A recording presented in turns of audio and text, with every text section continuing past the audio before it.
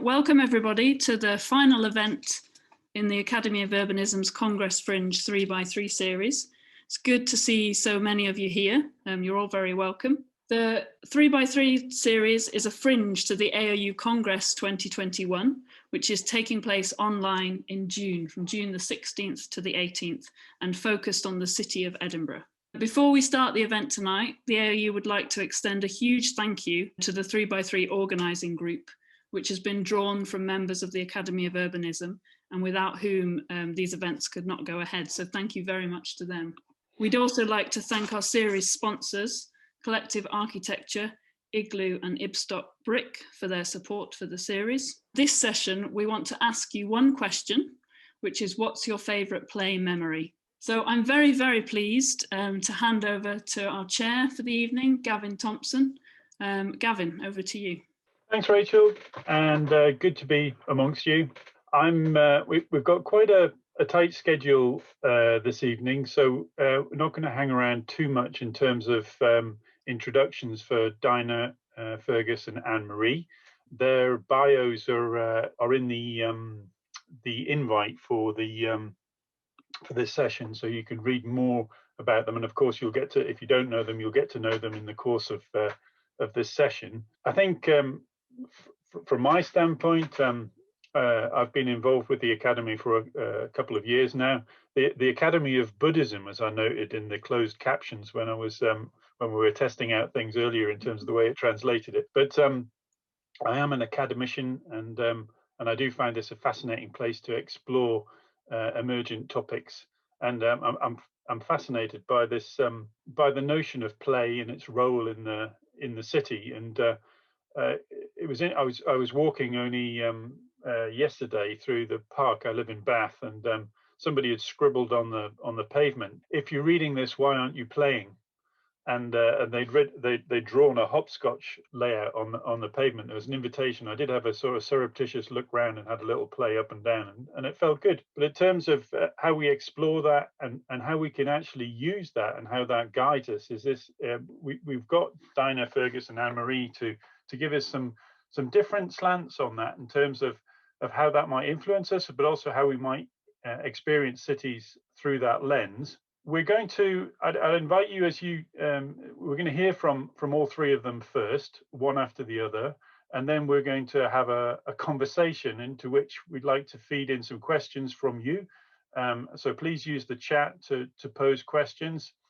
And also in Dinah's segment, we're going to ask you to stick your hands up using Zoom, and so you might want to familiarize yourself, if you're not already, in the reactions button at the bottom. There's an opportunity for you there's a button there for you to press which raises your hand, and we just like to take some straw polls and try and use the technology to get us closer to some of the participation that we might have if we're all sat in the same room. So I'm going to hand over now to Dinah. Would you like to kick us off?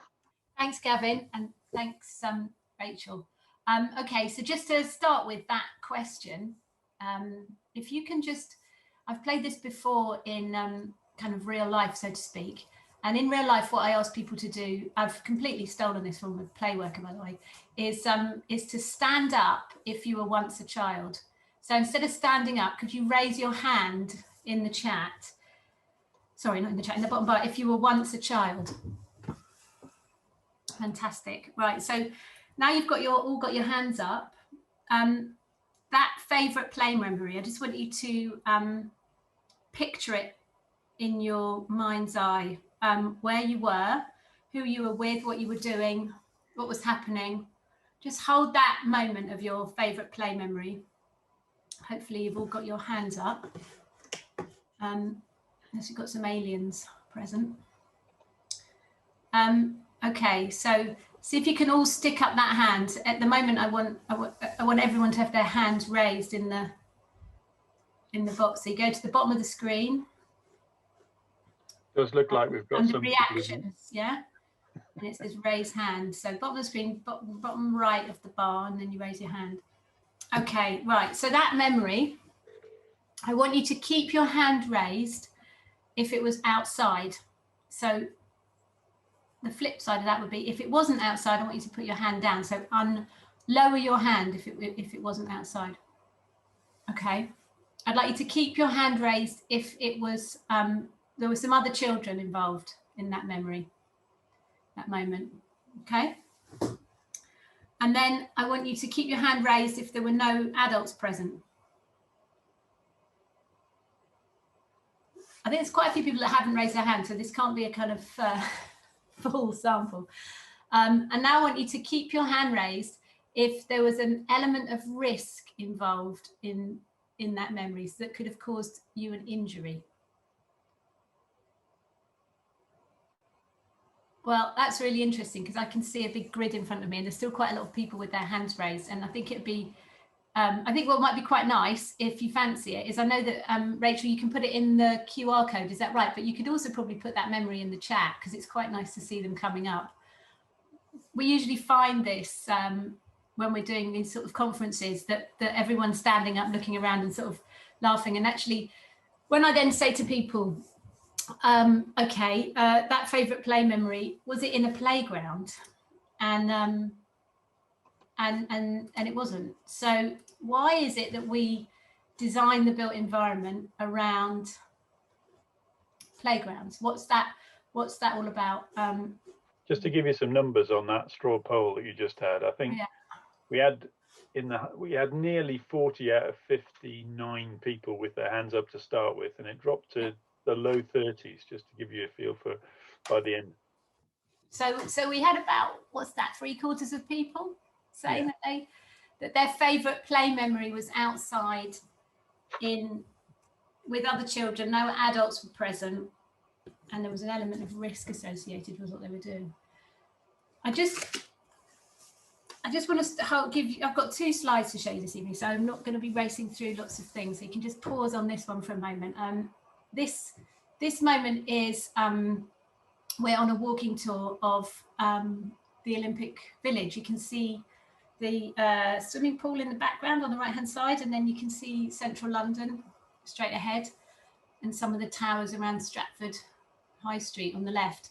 And we are taking a group of young people around the site because we're also going to be looking at a particular project which is up for development next on Pudding Mill, which is the sort of one of the last development sites of the Olympic site. And this is a young man. He's still technically a child, under the age of 18, and we're walking around and we're looking at spaces, and we're doing the thing that we do with young people, which is to rank space according to how safe and free you feel able to be in that space. And what's interesting about this moment is that we've just got to quite a nice aspect actually, which you can see over the park, and there's these trampolines buried in the ground.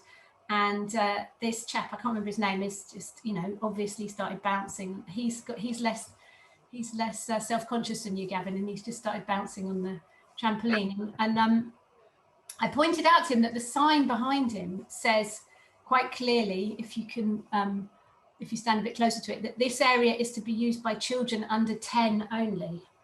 And when I point that out to him, he stops in his tracks, he stops bouncing, and he looks around and he says, "Oh, sorry." And I said, "Well, hang on a minute. I think you could probably carry on bouncing. No one's gonna say anything. I mean, they look pretty sturdy to me." And so he's joined by a few more friends, but it just makes me think and ask him, like, what's that all about? I mean, the privatization of space. It's about liability. It's about our attitude towards teenagers, and the idea that, you know, he didn't, if it were not for that sign, he would have rushed over. He did rush over and start playing. And why is it that we are kind of constantly doing the absolute reverse to what we want to sort of seemingly want to happen in society, which is for, you know, for young people to be fit and have fun and make friends, and actually the thing that I think we don't really think about is supporting their ability to play, and teenagers play. They do play a lot. He's got his phone in his hand as well, but that's an important part of his life. But he will spend time playing if you give him the chance. And I just wanted to say the phrase that I often use to tell people what I mean by play, and it's a kind of well used by the playwork world. It's self-directed, freely chosen, and intrinsically motivated. And that's quite an interesting phrase, because freely chosen, that idea of having choice about what you do and where you do it is really, really critical, and it's really critical to our sense of self. So that memory, I'm guessing it's your favorite play memory, is probably really, really important to you as a human being. And I ask people sometimes whether they would kind of like happily let go of that memory and have not had that experience, and absolutely not. It's a really important part of themselves, their childhood, that they can still remember really clearly. So why is it that we don't kind of design the world to have as many of those memories as possible? Why is that choice not something that's sort of readily available? Why can't this young man happily bounce on that trampoline? What harm is he doing to the world? He can also, you know, this idea of it being self-directed is you choose what you do when you play. So some play equipment and some spaces basically kind of tell you how to play.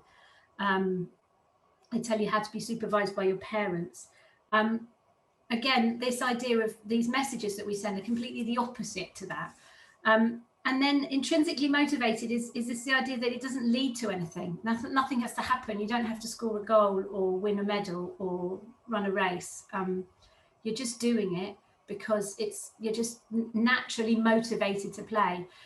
And it's certainly something that is important for childhood, and it's important sort of within the moment as much as it then leads to kind of good developmental outcomes, happiness, sense of well-being, all of those things. And I think that what's important to recognise is that it's an activity that's sort of really misunderstood and sort of not talked about enough, I think. And what's exciting in Wales and Scotland is that the UN Conventions on the Rights of the Child in Scotland now has enshrined that right to play for children in law. And I think it's important that we do that in legal terms, because the right to play is not so much about kind of our right to happiness. It's for children the right to have some sense of choice and self-direction and agency over what you do. And as an adult, that's something that's kind of much more readily available. So not necessarily in equal measures, but certainly as you pass 18 and you become enfranchised and you can do things that children can't do, you can leave home, you're kind of allowed out and about, that sense of agency and choice comes to you naturally. That's part of society. So I think that the importance of play for children is kind of politically really, really important. So I'm going to move on to my second and final slide. And this is a picture that I took a few years ago when we set up a school street outside our primary school in Hackney, after we'd done some play streets on our street, really kind of supported by Hackney to do that. And this school street was interesting because what I quite like about this picture is this girl is bouncing across the sign again that says, you know, don't park here, school, you know, it's a school sign that you get on the road, and there's some double yellow lines. And I can tell you now that a lot of drivers ignore those signs when they're coming to pick up their children after school. But more recently, since my son left primary school, this has become a real school street. So it's not just we didn't just this one we took over the street, and we got quite a lot of comments when we did it from people sort of saying, why don't you just go to the park? Because on the other side of those houses at the back of the photograph, there's a massive park. So why don't you just go there after school? Why indeed? Why on earth were these children not desperately dragging their parents to the park when they're being, you know, expected to play on a really kind of boring piece of tarmac with some sort of bits of plastic and a hopper?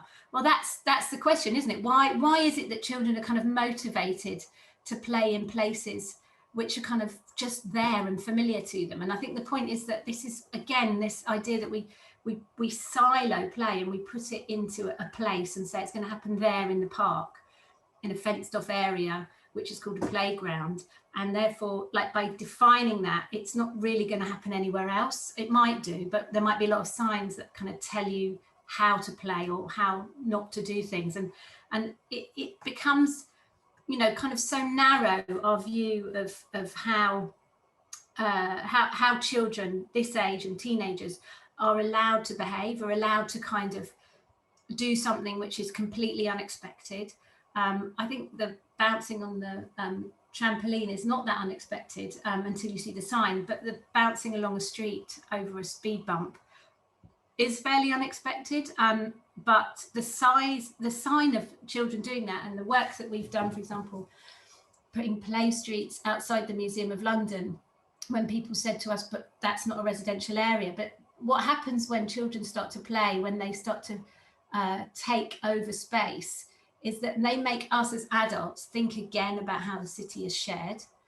And I find for our work, where we do lots of work with the engagement, talking to children, talking to young people, and getting them to explain how they use space, how they get to school, how they play, how they understand their kind of sense of agency over spaces, is kind of fundamental to our thinking about the city. And what's really interesting about working with children and young people is, as you probably gathered, the first question was directed at all of us, because we were all once children, and there's something quite unifying about that activity of play, that it doesn't matter how able-bodied you are, it doesn't matter what age you are, it's something that within us as human beings we are motivated to do. And so I think that our position comes from, rather than this sort of, we must get them off the screens and we must get them stop stabbing each other and all of these things, it's about, let's just think about play as an activity that is a valuable and kind of and a right in society. And let's start thinking about the city that in terms of how we can allow that to happen. And when we start thinking about it from the child's perspective, we realize that we sort of uncover all of our other needs as adults, as people with different abilities, genders and races and so on. And I think that's why it's quite useful to start with children, to start with the group that won't be in the room. They won't be having that conversation with the planning authority. They won't be having that conversation around the design team table. They're never there. So how we start thinking about the city through their eyes, I think, is why we find that approach to urbanism really, really interesting. I think that might be 15 minutes. Right on time, Dinah. That was great, and a real example of what you can do with 2 slides. Which was and there's lots of, it's really interesting. I was following the chat with people posting their own experiences of childhood memories of play, and also in terms of more recent adult experiences of play, which is well worth following there. We're going to move quickly on to slightly more slides from Fergus. Okay, so where I wanted to start was here. So often we're asked how we get into doing what we do as a profession or job, right? And when I'm asked this question, I often go back to Paris, and in particular the suburb of Créteil, and within that a courtyard that's nestled in the centre of a series of tower blocks, and that when we would seek out this space, we creatively knew as these red brick waves. So since the age of sort of 10, 11, 20 plus years now, I've skateboarded, and skateboarding is for me what sparked that initial curiosity and intrigue in the built environment. And I believe has been an educational tool since, constantly sort of challenging and informing my perception of the city. And through skateboarding, I've been quite lucky to travel widely, and this place in Créteil is quite a vivid memory I have from traveling to Paris with an older group of skateboarders at quite a young age. And I remember sort of towards the end of the day, after spending the whole day in this square, sitting against one of the banks and thinking, you know what, when would I ever do this? When would I immerse myself in this sort of hyper-local community of people I wouldn't normally or typically find myself around, and watched how they used that space, how that space informed their experience, and started to understand how that particular part of the city worked. And And that fascinated me. And it's not only one of my most fond memories of play, but I believe has been a really informative experience of the choices that I've made since. So I'm Fergus, I'm an associate at Buro Happold's sustainability team, where I work with cities around climate action. But quite refreshingly, I've not been asked to talk about that today. I've been asked to share with you my view of the city through my experiences or my experience as a skateboarder.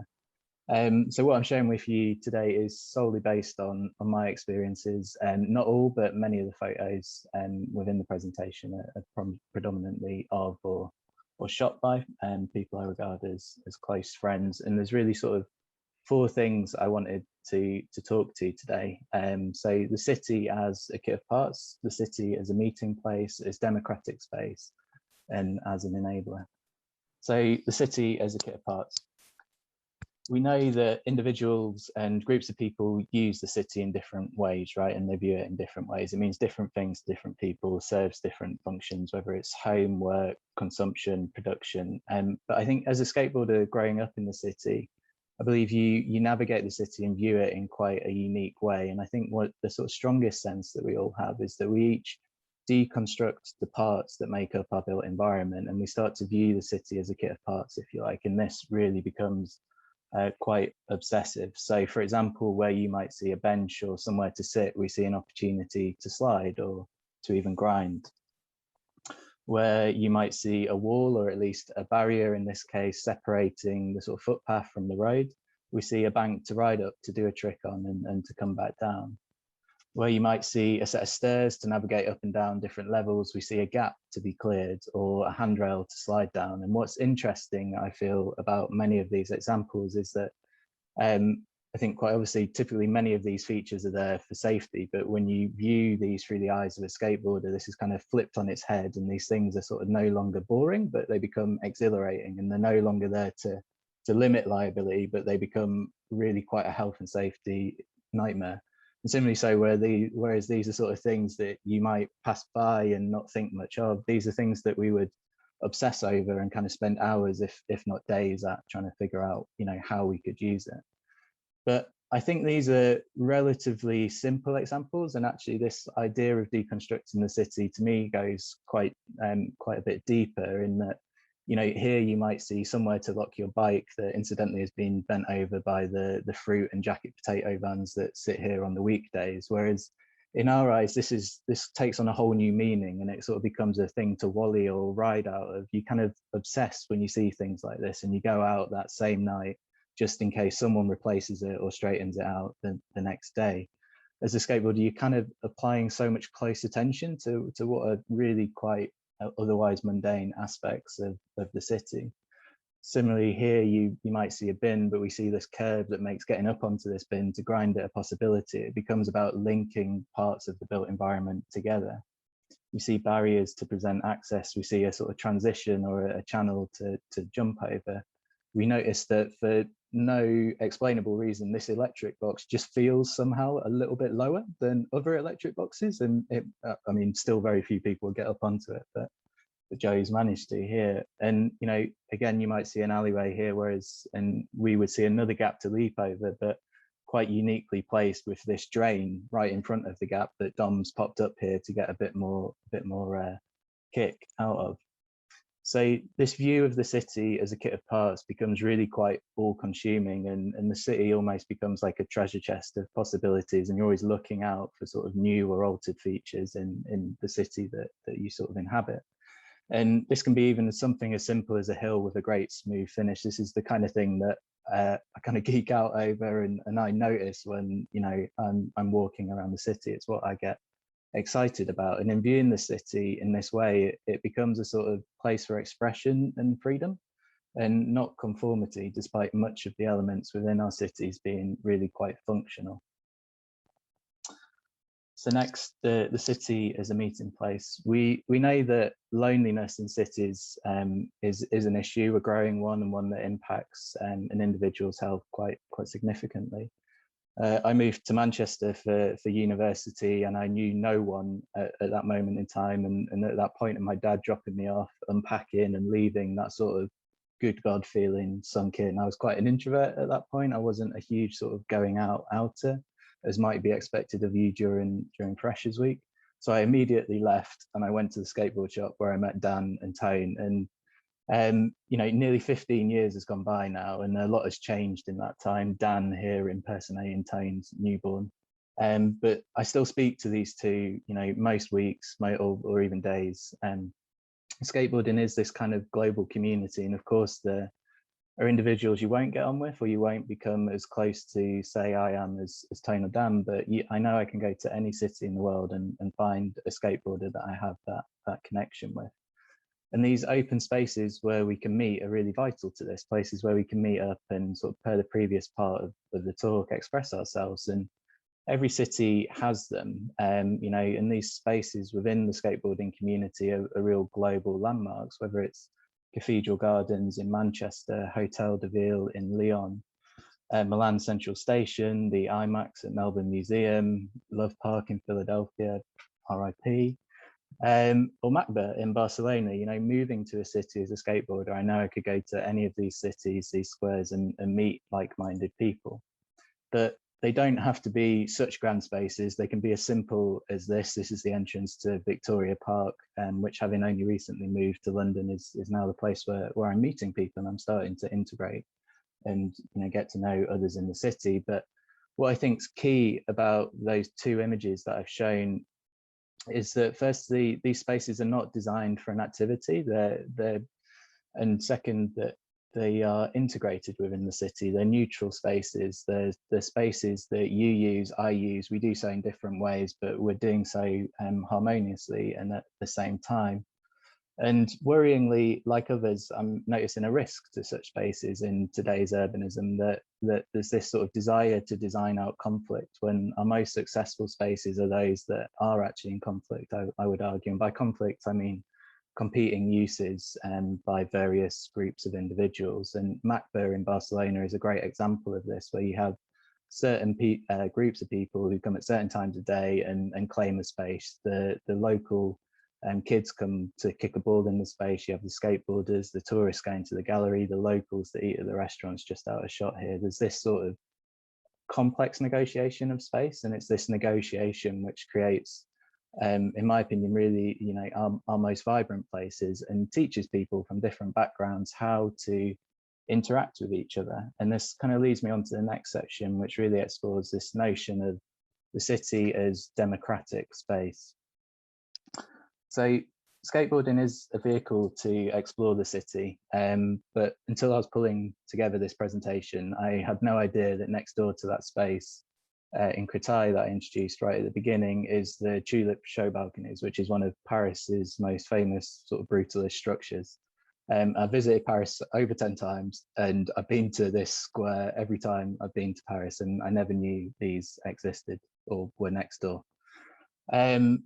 But I think that illustrates the fact that, you know, many people might visit New York for this, whereas I would literally visit New York for this. The drain in Flushing Meadows in Queens, New York, where Gino Iannucci did the 360 shove over with like so much style and grace, as it's shown here. You know, many people visit Berlin for its history, for its culture. I literally visit for these benches, and there's like 8 of these benches, 4 on each side of the boulevard. And, you know, I think this illustrates that we're drawn to cities to seek out opportunities for play. It's never in doubt that I would travel 8 hours to New York to skate a spot I kind of foreknew that I'd be asked to leave after 5 minutes of arriving at. You know, as a skateboarder, you kind of have this sense of space as democratic, that every space is open and usable to all. And, you know, that's the sense we have, but of course we know it's not true. In our cities, it's quite easy to feel that there's this certain kind of possessive sense of everything. And yes, the text here focuses on privatized public space, but even when things are actually public, I increasingly feel that the conception of public space is a very privatized version. As a skateboarder, you are faced almost every day with people typically telling you to leave, that you're not welcome, and this is increasingly evident in our urban spaces and architecture now, whereby skateboarders and the act of skateboarding is actively designed out, and indeed many other groups of people and activities also, whether it's rough sleeping or just kicking a ball around in a space. And often these interventions are ugly. Often they actually cause more damage to places overnight than skateboarders have made in decades. And to many of these places, skateboarding is what gave life to the place and what actually attracted people there in the first place. And there comes this point where the space becomes established in its own right, and skateboarders kind of overnight are no longer welcome, or other groups using that space. And as a response, cities argue that they are providing facilities for skateboarders, and what you can immediately draw from this image is that these are not neutral spaces. Unless you're going there to skateboard, you wouldn't be there. It's not a neutral space in which skateboarding and its culture is integrated to the city. It's isolated. Projects and the skate park being located on the outskirts of Manchester City Centre under the Mancunian Way, and it's quite literally fenced in. There's a physical barrier between skateboarding and others in the rest of the city. I think also it's not cheap even to skate for an hour. I mean, it's not accessible to a great many people.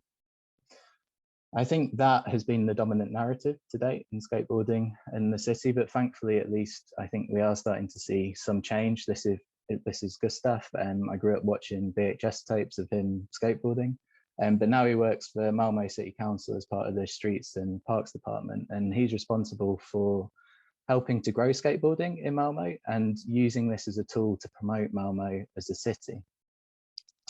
And he works with the department, the Streets and Parks Department, to look at new development and what can be done to promote skateboarding in these areas, and looking at ways in which skateboarding can be integrated to the development, to the city, and avoids this negative defensive design outcomes that we've been seeing.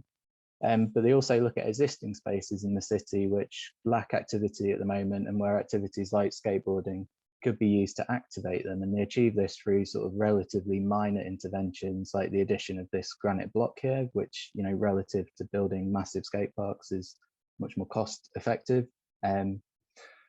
And this has proved really successful in creating activity spaces for young people across the city, whilst also bringing life and safety to these areas. This is a place in Copenhagen I visited, and what I find interesting about this is the unwritten rule. So as I understand, there's this sort of agreement, informal, between skateboarders and the officers either side, that you only skate this place at certain times of the day, and so as not to disrupt the office workers, but in return you don't get kicked out in those times. This could be complete folklore, but we heard it when we were in Copenhagen and we abided by it. And I think it's a really great demonstration of how this sort of mutual agreement can lead to integrating uses within the city.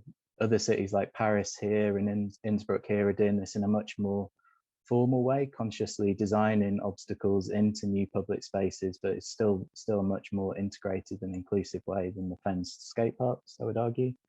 Similar, though, it's a design space. Superkun, which stretches through the Norrebo neighborhood in Copenhagen, is full of sort of formal play infrastructure. There's velodromes, outdoor gyms, boxing rings, and so on. There's even a skate park just out of shot at the bottom of this image. But what I find interesting is that where you'll find the skateboarders is in this area of red at the bottom of the picture, where it's just flat. There's no permanent obstacles. There's no permanent sort of features.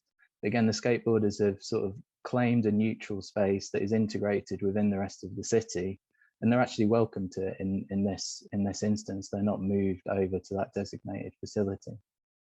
So just before closing, I wanted to acknowledge that a lot of the examples I've shown here have been from Europe and the States, but in Palestine, where half of under 21-year-olds live in occupied territories and for whom cultural and educational and sporting opportunities are severely limited, skateboarding is being seen as a means to dissolve barriers between class, race, age and gender. And there's groups and networks developing a series of parks and spaces across Palestine for young people.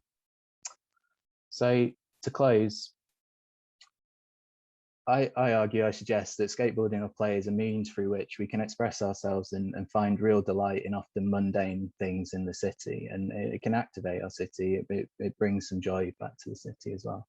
I suggest that it can be a real tool that we can use to build more inclusive and more tolerant communities. And I suggest that to really realise this, we require little more than agency over the spaces that are in the city. But evidently, this isn't happening in its greatest capacity yet, I would suggest, and change is needed somewhere to unlock this. And this is what I would look forward to debating in the next bit of the session.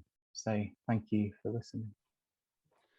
Thanks, Fergus. That was great. Really enjoyed. I feel like I've been riding on your board with you through there. Lovely, fast pace, and a fascinating way to experience not just the physical environment, but the people of the city, giving you that sort of way into experiencing the city through getting to know people, which is brilliant. I can sense it's interesting during Dinah's presentation. I think John put up the point that people need to be encouraged to ask for forgiveness rather than permission when it comes to play. And then during your presentation, there was this tension building, I think, between the democracy that you were talking about and perhaps the intimidation that the use of that space in skateboarding brings to other potential users of that space. And I think that's perhaps something we can hold on to and explore in a little more detail when we get to the conversation after Anne-Marie's presentation. Anne-Marie, are you ready to go? So I'll start with the word community. It's a very used word these days, but I think sometimes we kind of forget a little bit what it actually means, and that our cities belong and they consist of a lot of different groups and different communities. And what we try or strive to do in our work is how can we, these bubbles, how can we through design make more interactive between different groups. So play, and I think I'm not a specialist in play at all, but I think for me, and it's also been mentioned a lot, it's a lot about movement and it's a lot about the outdoors.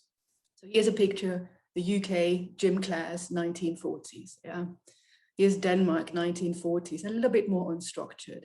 So this is from one of the junk playgrounds, or I think you call them adventure parks here, 1940s, Emdrup, I think one of the earlier ones. And I think this is about a lot more than play. I mean, it's also about discovery, it's about imagination, it's about teamwork, collaborative efforts.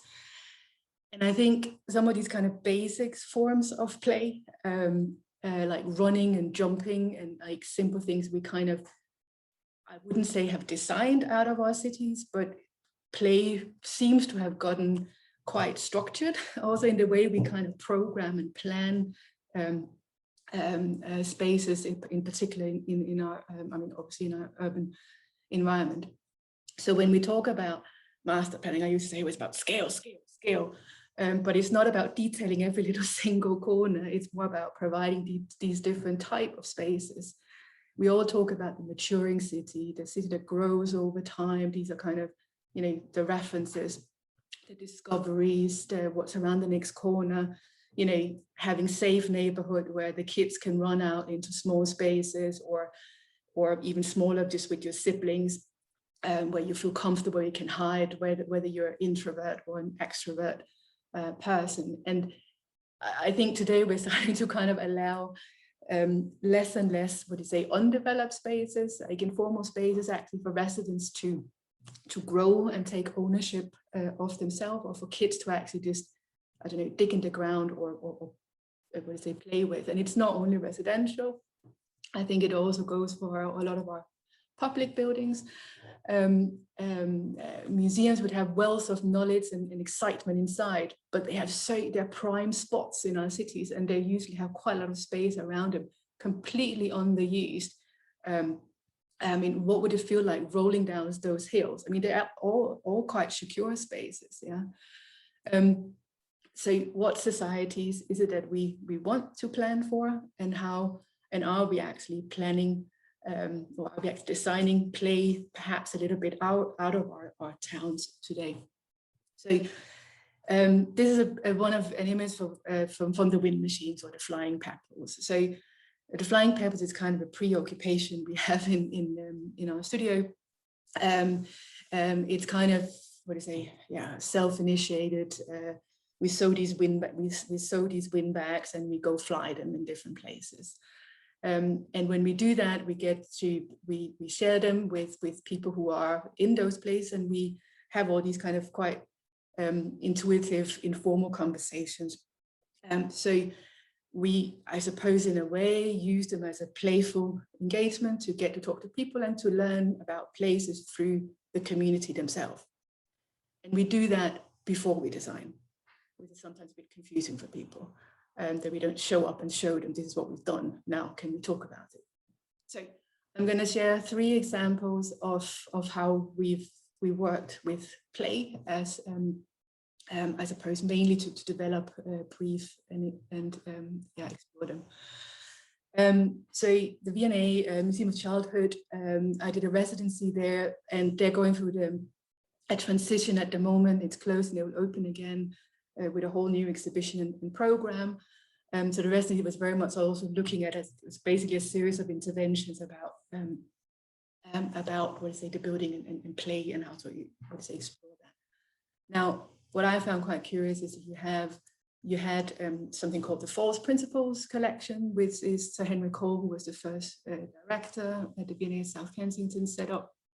And it was basically a number of items about bad design, things you shouldn't do.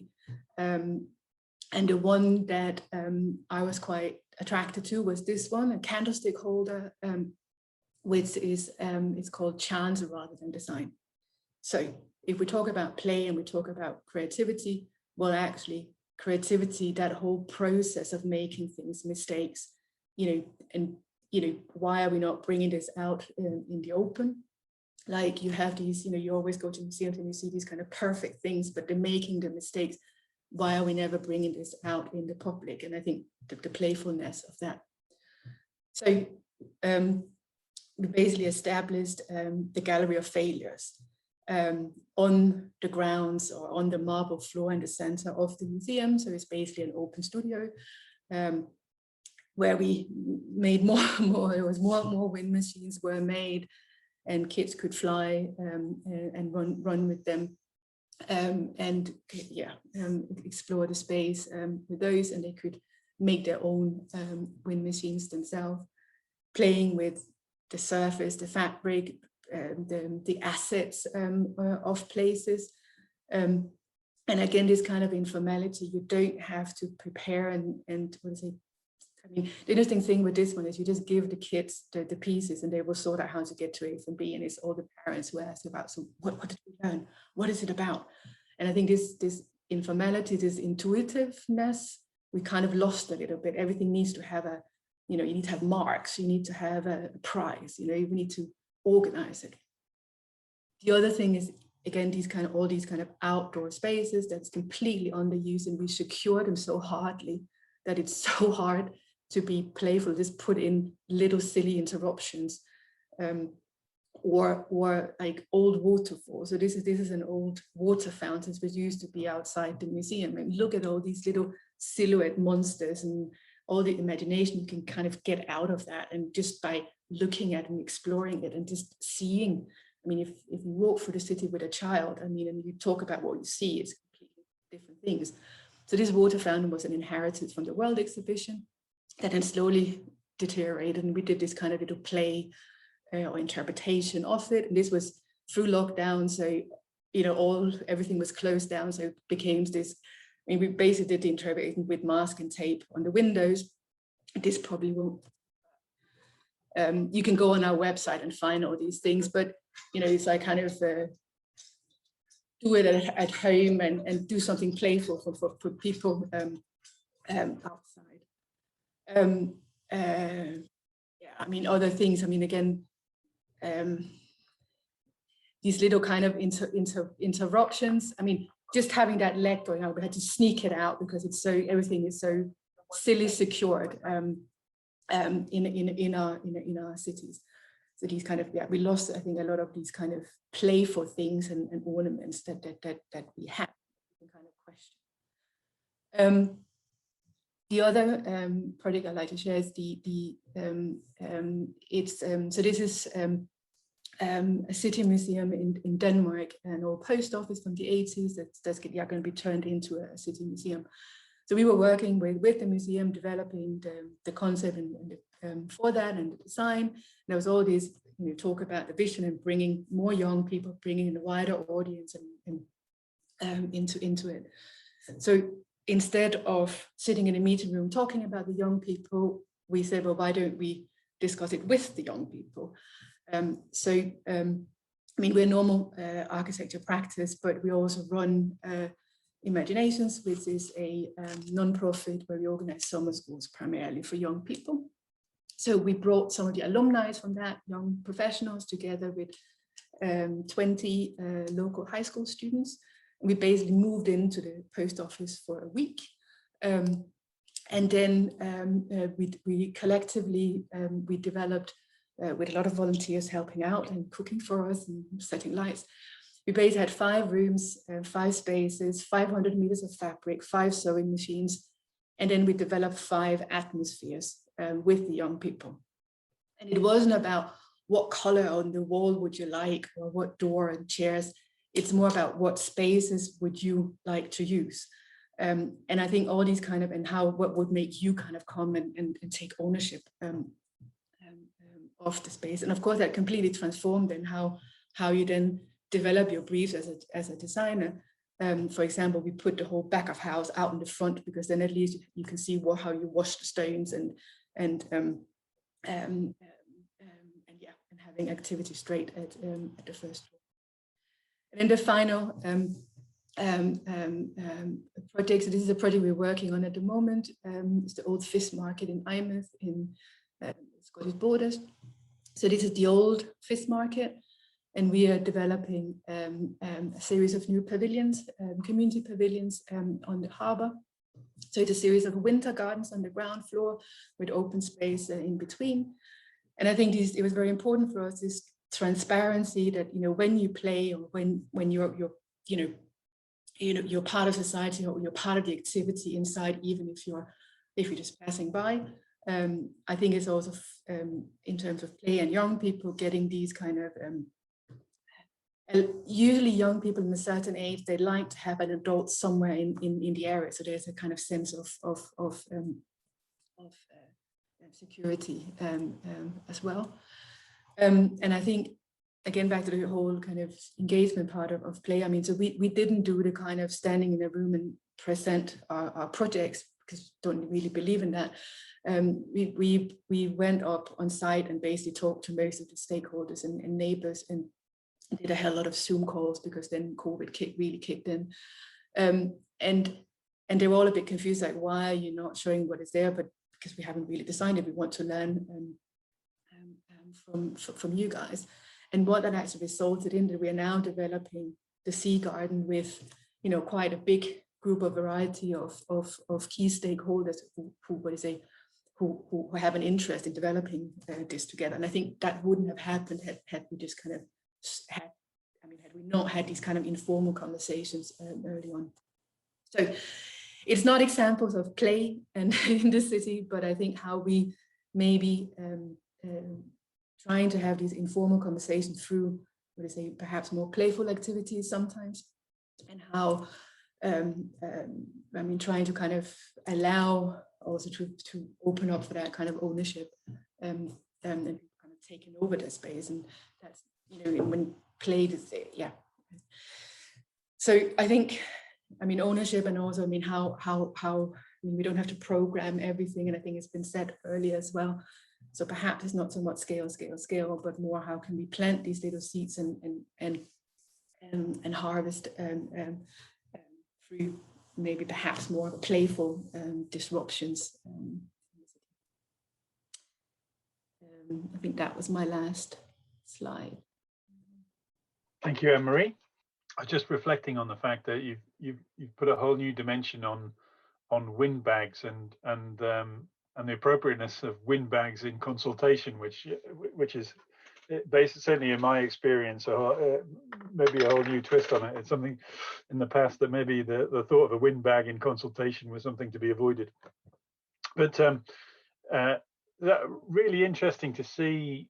I thought there a different angle on play in terms of engagement with the public and stakeholders. What we'd like to do now is to get a little conversation going between Fergus, Anne-Marie and Dinah. And to do that, we need to. I'm going to throw in a question to get us started, but we're happy to take questions. But well, just before we do that, Rachel, do we want to do anything with in terms of looking at where we are with AHA? Absolutely. Stephen will share. There we go. Oh, right. Okay.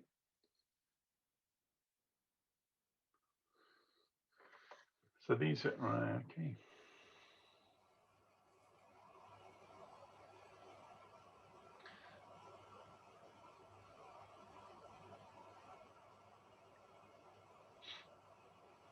Some of these things kind of play into my question, which our presenters can be thinking about, and when I reflect on my own childhood, and that goes back to Dinah's question that got us starting. You know, the final question to us where we were putting our hands up was danger involved? And I seem to be growing up a permanent fixture at our local A&E department growing up. And when I look at my own kids who are all grown up now, they did have their fair share down there, but nowhere near as many times as I went in there. And I wonder whether generationally that appetite for risk in play is somewhat diminished, or it's suppressed, or it's found other outlets through virtual means or whatever. I'm interested in exploring whether what the current generation of children who are growing up, how their needs might be different to the generations gone before. I'd like to explore that a little bit.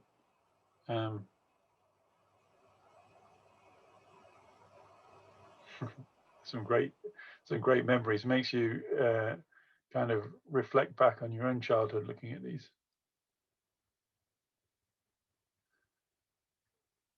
Okay, so to that question, do you think children today are as adventurous as they were before in terms of seeking out risk, or do you think, or is that changing? Well, I don't think you can answer that question unless you know the answer, if you know what I mean. Because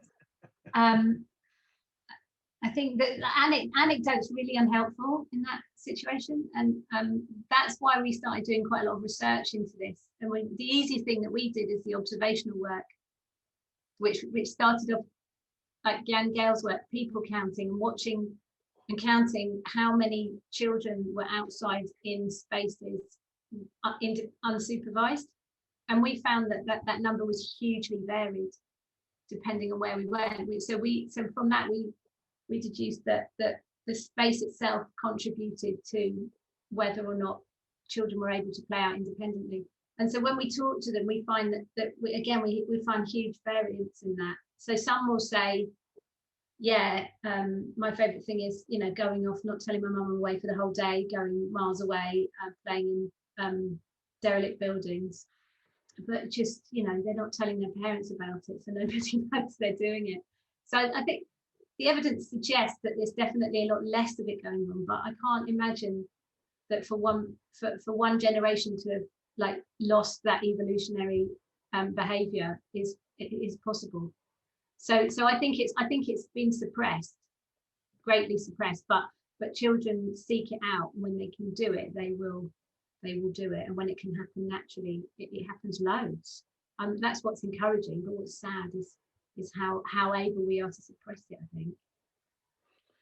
There's a statement in the chat from Joanna saying that health and safety has kind of killed that whole kind of, didn't use that term, but has suppressed the ability for. Yeah, actually, good point. Sorry, but Joanna, liability, is it liability or health and safety? Because I think a lot of the signage and a lot of the stuff we talk about is about landowners' issues to do with liability. And actually, if you go to the HSE site, it says that play should be, yeah, she's saying liability as well. Well, it may be both, but I think what the question really is, what can we do as urban designers to counteract this?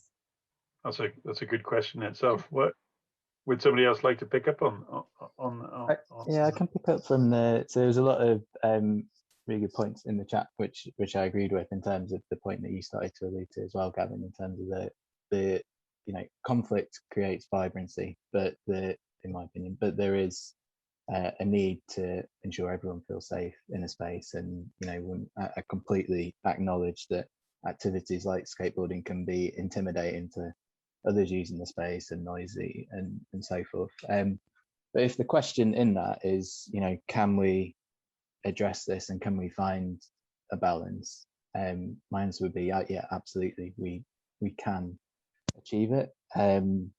But I don't think it is a design issue, and I think this goes back to what Dinah is saying. I have full confidence in the design community that we can achieve this, but I think it's more of a policy and perception piece on both halves.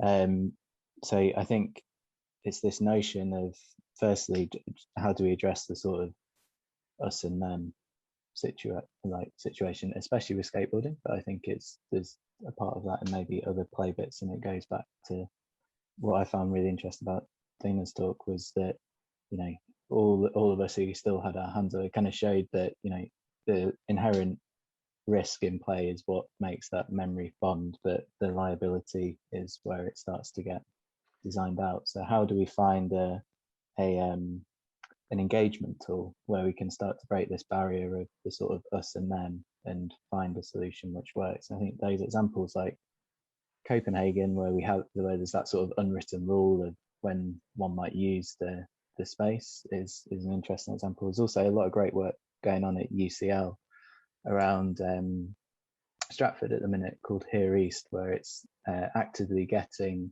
sort of the local community to make models of spaces of things they would like to see in there, specifically from a skateboarding point of view, and then working with developers to see what can be integrated and how those spaces might be managed. There was a point in the chat that said someone was saying, is the appeal that you're not supposed to be there skateboarding?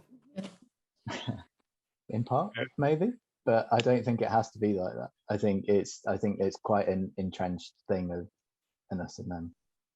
I don't think it has to be like that. I think there's examples where they work harmoniously together in some of those examples that I've shown. I think we can achieve that, but we need to have these quite open engagement sessions about how we achieve it. I think that's the bit that's missing. It isn't. Oh, go for it. Yeah. Sorry. No, I think, in terms of planning, I think some of the things that are, learning from Copenhagen perhaps, is also this thing about the semi-private and the semi-public spaces that we're kind of, it's, everything is hard edged, right? There's no buffer between your front door and there's no courtyard behind. So this kind of, play is also a lot about trust. Yeah. Do you trust to put your child out in a space, just working with, just playing with their siblings or with the guys on the street? So if you have these like buffer zones that it's, whether it's the courtyard or the front yard or areas where, it feels safe to play. I think that's one thing in terms of planning that's quite interesting on a more kind of residential level. I think on a town level or urban level, the fact that for a long time, we've been diluting the city centers and moving all our public facilities out, meaning all the schools, they're centralized, in the more rural areas. So the kids who, we had it on several projects where the kids, they can't, they're not old enough to they have to be home for dinner, but they, so there's not time enough after leaving school to actually, go visit friends and do stuff. So where do they hang out? There's no space for them. And maybe the area where the school is, it's not the place to hang out. So it's just this vacuum, so they just go home. Yeah. So I think there's definitely things you can, in terms of planning, and again, back to this, whether it's informal space or just kind of let people, maybe take a little bit more, having these buffer zones where you have a little bit more ownership. So it's not private, public, but you have that in between where things kind of, grow. There's an interesting question in the chat from Steve pointing out that the essence of play is imagination and not facilities. And the question to the three of you is being, how do you actually design to facilitate imagination rather than purely, or how do you facilitate imagination? It could be design, could be some other intervention. Or how do you facilitate creativity? I mean, I mean, it's. But is that something that we need to think about more? You know, is that, and here I am being anecdotal again, but just for the sake of provoking some kind of debate, because children spend a significant amount of time in the virtual world and screen time at the moment, in physical space, you know, that whole creativity around play, is that something that needs to be nurtured more in a different way, or not? I think we should get less anxious about things like screens, because it's like I think my parents talk about how everyone was terrified of jazz music in the 60s. It's whatever's kind of, you know, it's the latest thrill that we're terrified to give to our children because we know how enticing it is. And yet, like, my kids have got so many friends compared to when I was their age because of social media, and there's so much positivity comes out of it. So I think we shouldn't think about it in terms of rebalancing, but I'm really interested in the point you made, Fergus, about not designing for it, because it's really making me think about skateboarding. And so when I think about play and doorstep space, I keep coming back to that idea that if you don't have space outside your doorstep where you can immediately meet with other people and form bonds and take risks and do something imaginative, and like the kids on our street, which they've just made a space out of nothing and got things and pulled leaves apart. So they don't need to be told how to be creative and imaginative, they just need the space to do it in. That's a design element, because if you put a road in the way of that, you won't do it. So that cuts it out. So that's what I mean by it has to be designed. But I think what you're maybe saying is, like, you know, it doesn't necessarily have to be thought this is the skateboarding. It's like that's not the But then I'm quite interested in this idea that who are skateboarders, because essentially they're sort of, if I'm right in saying, you tell me, they're sort of the age whereby you're mobile. And so all of those things, like just being able to spill out from your back door, is different. It's about going a little bit further away, isn't it? It's about picking up your skateboard and being able to cross a road by yourself. And I think those two, I think that's linked, because that confidence that you can get from being able to spill out your back door and have friends and kind of grow from that point of view is important. But it's a very different relationship with the city, isn't it? Yeah, so I don't know, there's something quite interested in the fact that what you're doing is, you know, subverting or whatever, or challenging use of the space, but also that you're mobile and exploring the city, which is so important, right? Yeah, no, I agree. I think really interesting. I also think when I first picked up a skateboard, I probably couldn't get as far in the city as I probably can now. Yeah. So there's this piece, you know, when we were talking before, I really liked the example of the school street that you showed, because we sort of growing up, and, you know, you can do this, and it's not just skateboarding, but we all used to go out and we would just be on the, you know, where I grew up, there was cul-de-sacs and so forth. We could just take over this space. We would take the old piece of wood or some, you know, kitchen board that mum was throwing out, and that would be our sort of obstacle for the day. Or we draw lines on the floor, and we sort of transformed, you know, the street outside into that sort of playful environment. So Gavin, I can't quite remember the first question, but I don't think in my opinion, I don't have any loss of faith in the curiosity of children or the imagination of children. I think it's very much about giving them a space that they can have agency over, and trusting that with their curiosity and their imagination, they will transform it into whatever world they want it to be, whether it's skateboarding, whether it's pirates, whether it's something else. I think it's about having a space which isn't too curated and giving them real agency. And just picking up on questions in the chat, how do you do that such that it's not just a box ticking exercise as part of the planning process? How should that come about?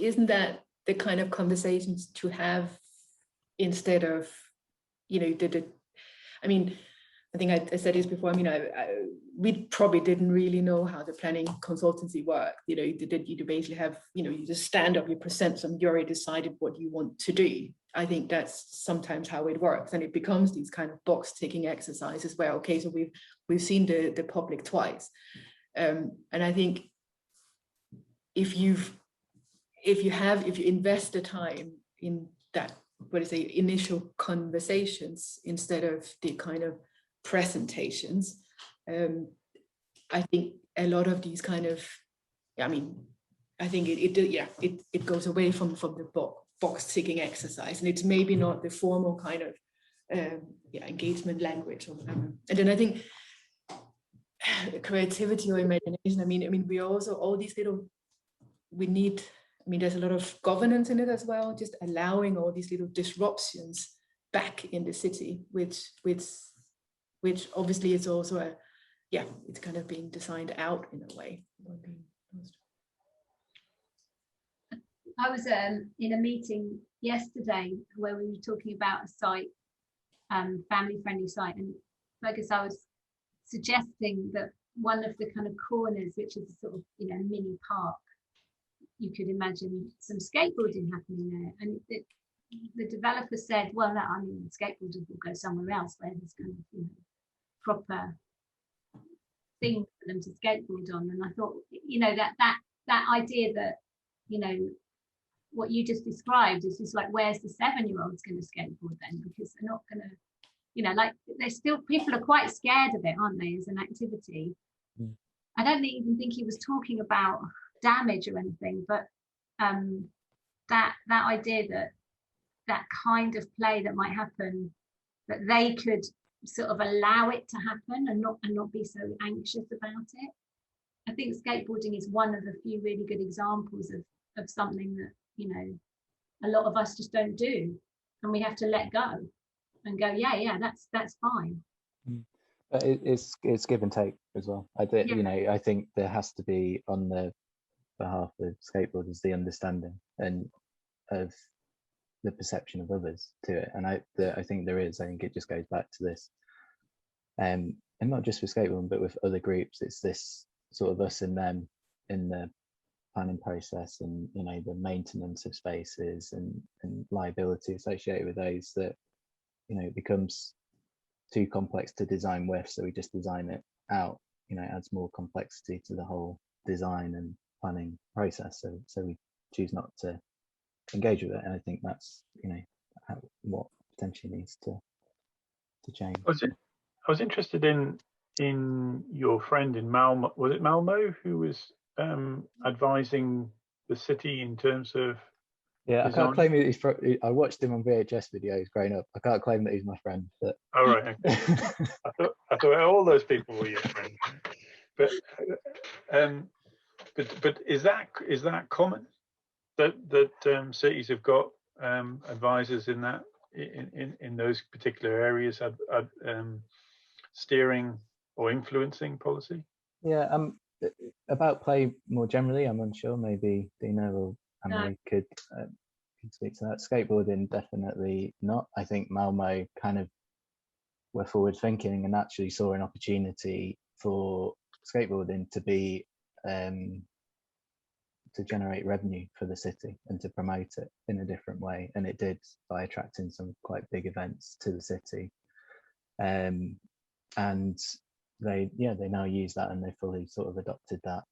You know, how do we bring skateboarding into the city, whether it's through sort of small scale, you know, almost art installations, to the large design of public space. But well, that's an interesting point, because I think Heather's made a point earlier around the kind of more cultural and artful features like poetry, sound in Malmo being part of that whole agenda.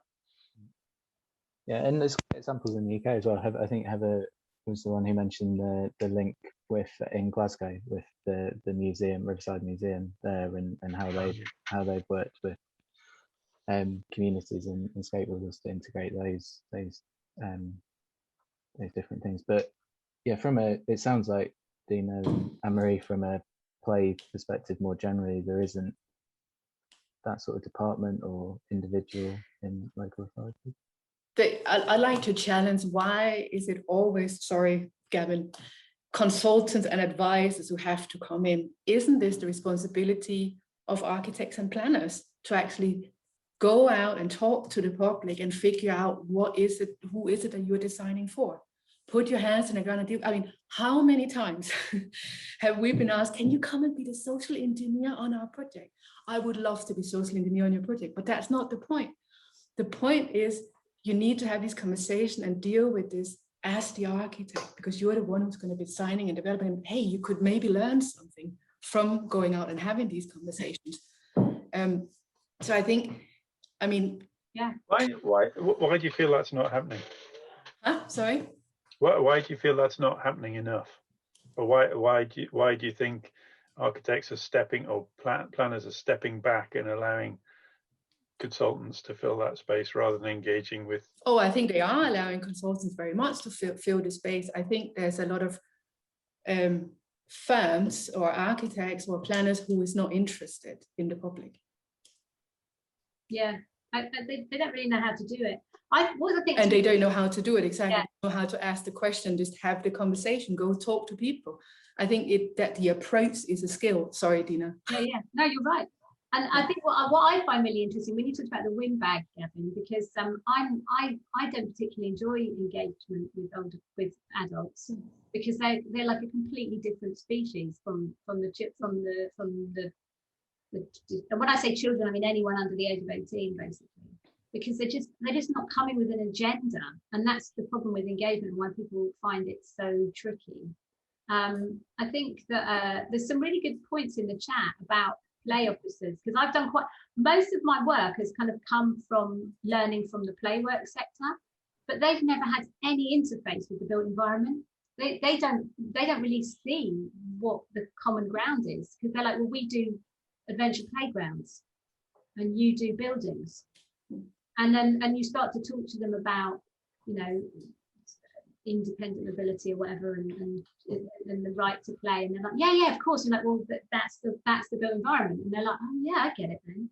And I mean, I did a talk to some play workers in Wales where they're much more switched on about these things, and they put money into, you know, Play Wales has got proper funding and it's got proper officers there, and we've got like virtually none in England, because the government thought it was hilarious to just rip it all up, and you know, the policies all gone out the window. There's nothing in the national planning policy framework about play, nothing.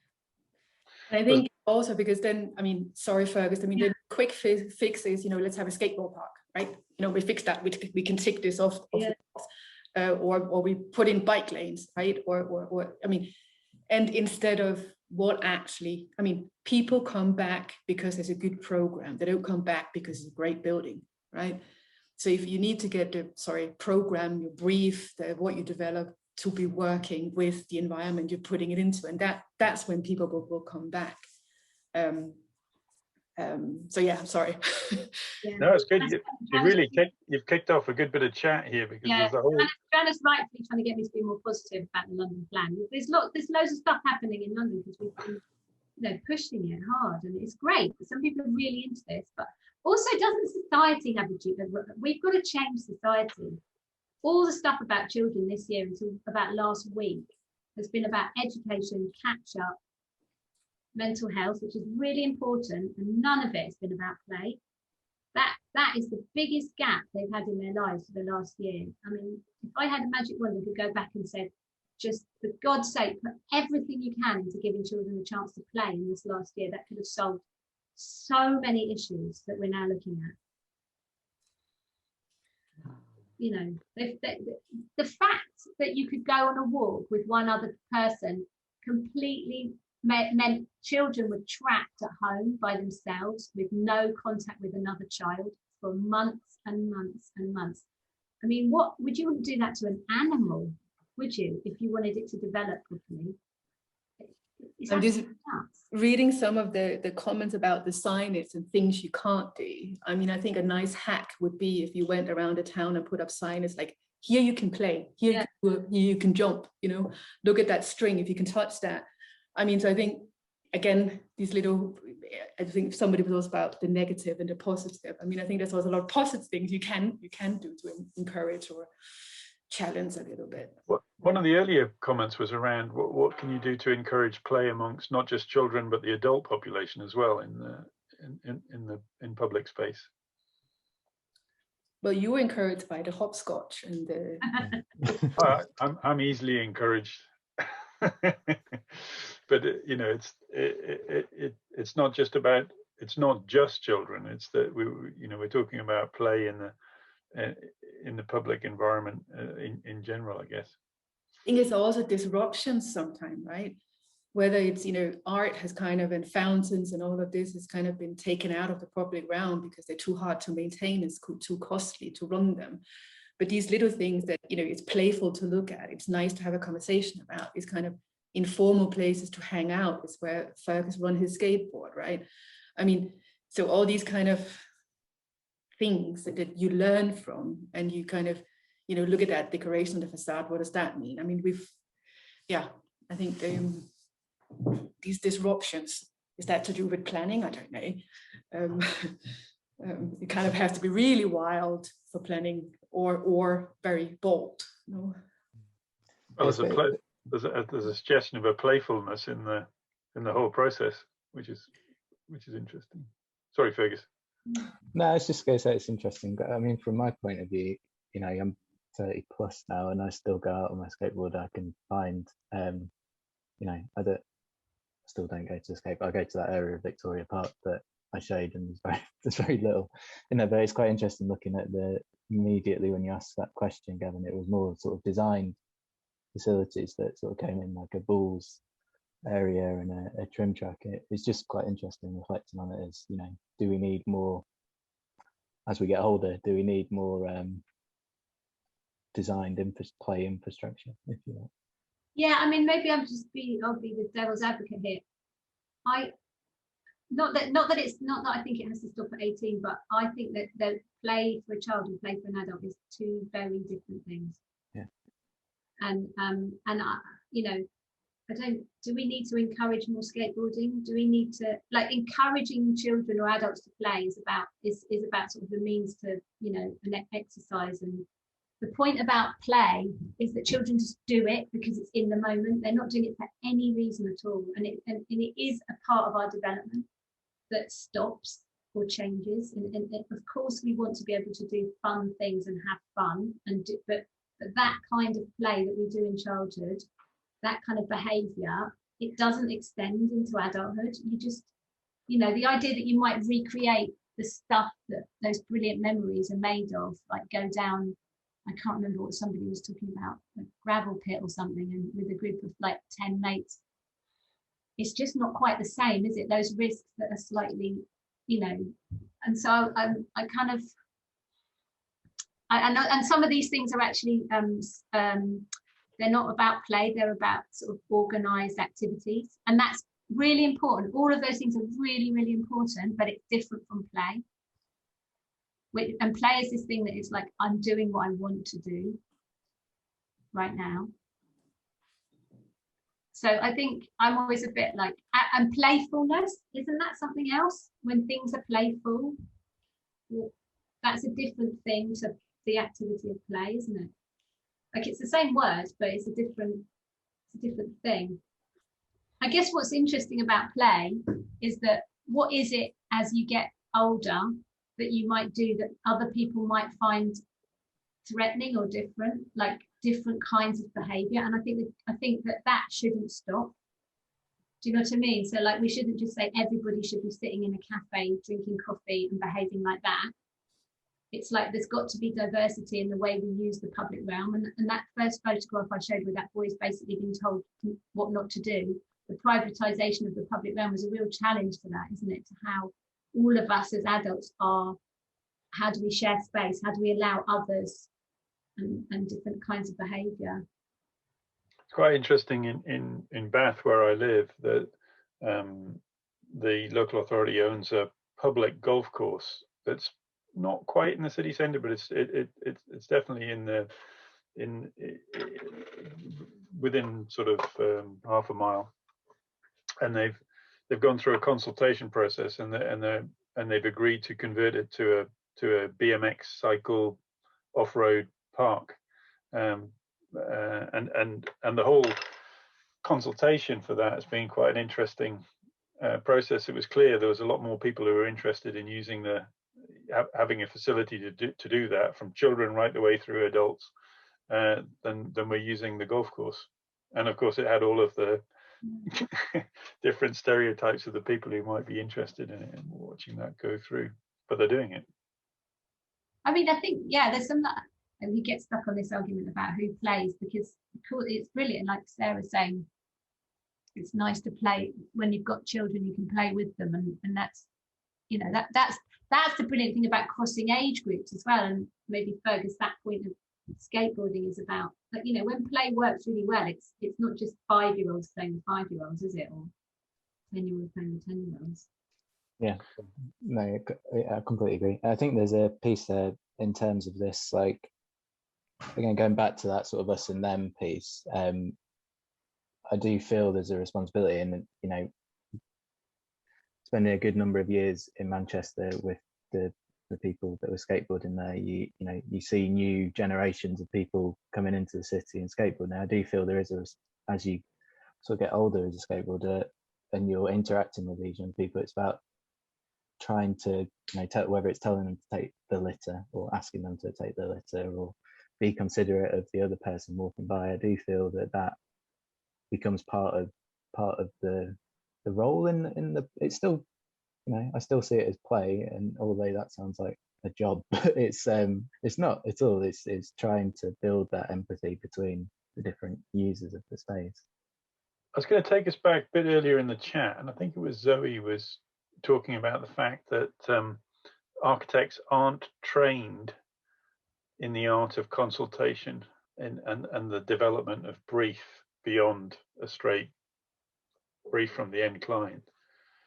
And you know, from Dinah and Anne-Marie, clearly you revel in engagement and consultation, and don't want to be in the position of supplying something that's not in demand. You want to explore what that demand is and how to fulfill it. But perhaps you could talk about, for those who perhaps are under commercial pressure to get on with something, or how do you create that space? How do you make that space efficiently to and build confidence to go and do that? For people who are perhaps not as active in that area, or are slightly hesitant about getting into that space, or do you just do it? I think that Anne-Marie's absolutely right. We've just got to do it, because I think brief writing is about listening to people, and it might be about listening to lots of people, but it's, you know, we've got to take people's lives and turn that into something realistic, I think. And when we do consultation and get everybody involved in the team, everyone sees the kind of point of it in the end, you know, that it suddenly all makes sense. This is why we're doing it, for the people that are going to live there. And I think that some people have got really good at consultation, haven't they? And that just means that architects think, oh, well, we've got our consultation experts over here. And actually, I think that's a mistake, like you said, Anne-Marie. I think it's also, I don't like to call it consultation or engagement. I think it's just old-fashioned architects. Yeah. I mean, it's just old-fashioned architects that you kind of, you want the project to work. I mean, I've designed so many empty square meters in the past, and I'm sick and tired of that. So the moment you understand that a client is not quite clear about how to operate a place, you know, you kind of, you know, you try and sort it out, or you step away. And I think the problem is that, you know, as architects, you know, the moment somebody says, do you want to sign this? Like, yes, we're like dogs for a boat. So, yes, we'll do that. You know, and we don't care if it's going to be empty, and we'll just kind of keep the ball running. Yeah. I mean, maybe this is why we're still a very tiny office, because we don't do this. I mean, I don't do this. I used to do this in big practices. I'm not doing this any longer. And I think I just like to learn about places. I just like to listen to people. Yeah. And I think it's listening to people, but also listening to the client will give you a group of people to talk to. But then you'll also have a whole group of people that you meet yourself, or that, you know, that is maybe not within that group. I don't know, does that make sense? I mean, there's also, you get a lot of information also maybe from not the ones that's put in front of you, if that makes sense. And then you actually get a much more interesting picture of how things work. We work with on public projects, yeah. So there's shitloads of well, a wealth, excuse my language, of different people involved, yeah. I mean, from the you know, the very specialist in this one little thing, to the facility manager, to the lady around the corner who's running business off that, you know, the back of business. So there's so many, what do you say, pieces that have to come together. But what I find really interesting is that when those pieces, when you start actually seeing the full picture of how a place works, you know, how can then, not only from using a buzzword, sustainability, but also from a kind of, what is it, you know, from an economic viewpoint, how can you actually make the place function, yeah. And if, you know, I think play, I mean, and I mean, we always tie it up with young people and children, but I think in a lot of like public buildings, these are the ones and the families who on an everyday life are using these places and can bring that everyday life into it. So yeah, sorry, that was a bit of wobble. No, it's great, and it's a great place to kind of draw to a close there. Rachel's reminding me that we're up on time, and just before I hand over to Rachel to close out, I wanted to thank our presenters for preparing three very thought-provoking and different presentations, very stimulating. I think you've answered my final question in terms of, you know, all three of you have both inspired and reminded us of the need to engage and hold on to what we think is important in the briefs that we work to, and if they're not right, to actually invest time in actually making them better through actually listening to what people really want. And listening to you go through that has been a real shot in the arm, and I've thoroughly enjoyed the presentations and the discussion this evening. So thanks a lot. Thanks very much, Gavin. And as I mentioned at the beginning, this event is a fringe event to the AoU Congress 2021, which will be from the 16th to the 18th of June. And so just in closing, thank you very much to Gavin for chairing today, and to Dinah, Fergus and Anne-Marie. And also thank you very much to our speakers and chairs at our previous 3x3 events, to Karen, Selena, Mitch, Jennifer, Zoe, Louise, Will and Lily. And thank you very much to the 3x3 organising group, without whom these events wouldn't have been able to go ahead. Hope you all have a good evening, and hope to see you all at Congress in the near future.